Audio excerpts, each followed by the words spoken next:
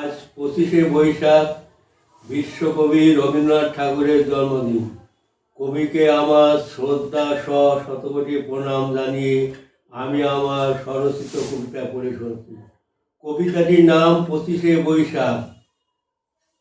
কবির জন্মদিনে সুশান্ত সুনিবিড় আদরের নগরীর তপনে তাপিত দেহ, শ্যামল মাটির স্নেহ সুশীতল করে প্রাণ, একই অনাবিল দান। অধর ধারায় ঝরে মুখরিত প্রান্তরে, কয়েক পশলা বৃষ্টির পরে প্রকৃতির এই খেলা, জীবন প্রবাহে মগ্ন যে সারা বেলা।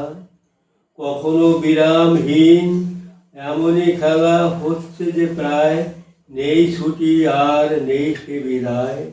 এই শুভক্ষণে ব্যপ্ত গগনে বিদ্যুৎ ঝলকানি, অন্তরে দেয় নতুন আবেগ জানি। অনন্ত স্রোতে ভেসে চলে তরি, সুখ নিদ্রার অদূরে নগরী। থেকে থেকে ওঠে চমকে যখনই জলে অমূল্য মানিকের খনি। জাগে রবীন্দ্র গান, মুখরিত মনপ্রাণ, উদ্বেল করা 25শে বৈশাখ যেন দিয়ে যায় পরিচিত সেই ডাক।